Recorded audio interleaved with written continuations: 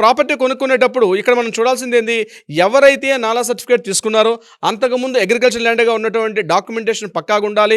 అంతకుముందు వ్యవసాయ భూమిగా ఉండేటప్పుడు ఎవరైతే ప్రాపర్టీ కొనుక్కున్నాడో, ఆ వ్యక్తి కూడా ప్రీవియస్ ఎవరైతే అక్కడ వ్యవసాయం చేసుకున్నటువంటి రైతుల దగ్గర నుంచి ఆ ప్రాపర్టీ కొంటే, వాళ్ళకి కూడా మనం పహానీలో చెక్ చేసేటప్పుడు సుమారుగా ఒక 35 ఇయర్స్ పహానీలో కూడా వాళ్ళ పేర్లుండాలి. అంటే వాళ్ళు ఎంతమంది అన్నదమ్ములున్నారో, వాళ్ళకి భాగ పంపకాలు ఎలా జరిగాయి, పార్టిషన్ డీడ్స్ ఎలా జరిగాయి, ఎవరెవరికి ఎంతెంత ల్యాండ్ వచ్చింది. కొన్ని చోట్ల పేర్లు చెక్ చేసేటప్పుడు తండ్రి పేరు యాదయ్య అని ఉంటే మనవడి పేరు కూడా యాదయ్య ఉంటుంది. అందుకే సేమ్ పేర్లు కంటిన్యూషన్ అవుతుంటుంది. తెలంగాణ ప్రాంతంలో ఎక్కువగా ఉంటుంది. ఆంధ్ర ప్రాంతంలో కూడా కొన్ని పేర్లు రిపీటెడ్‌గా కనిపిస్తుంటాయి. ముఖ్యంగా ఈ భీమవరం, రాజమండ్రి, అమలాపురం ఈ ప్రాంతాల్లో డాక్యుమెంట్ చెక్ చేసేటప్పటికి ప్రతి ఒక్కళ్ళ పేరు ఏదో రాజు ఉందనుకోండి, ముందు వెనకాల అదే రాజు, తాతగారి పేరు అదే ఉంటుంది, అన్నదమ్ముడి పేరు అదే ఉంటుంది, మనవడి పేరు కూడా అదే పేరు రిపీట్ అవుతుంటుంది. సో డాక్యుమెంటేషన్స్‌లో చెక్ చేసుకోవడం చాలా ఇంపార్టెంట్.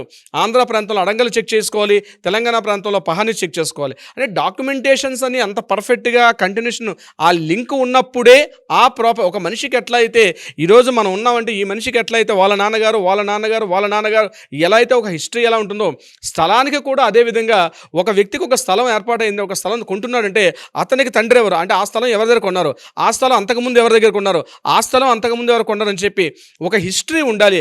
ఆ హిస్టరీ ఉన్నప్పుడే ఈ ప్రాపర్టీకి లీగల్ వ్యాలిడిటీ అవుతుంది తప్ప, అట్లా కాకుండా ఏదో అనధికారికంగా ప్రీవియస్ ఎక్కడో ఒక ట్రాన్సాక్షన్ జరిగిపోయి మధ్యలో ఈ ప్రాపర్టీ నేను తీసేసుకున్నాను, నేను పూర్తిగా హక్కుదారుని అంటే అటువంటి డాక్యుమెంట్ అనేది చెల్లదు అని చెప్పి మనకి హైకోర్టు, ముఖ్యంగా తెలంగాణ హైకోర్టు ఈ విషయం మీద ఒక కీలకమైన తీర్పునిచ్చారు.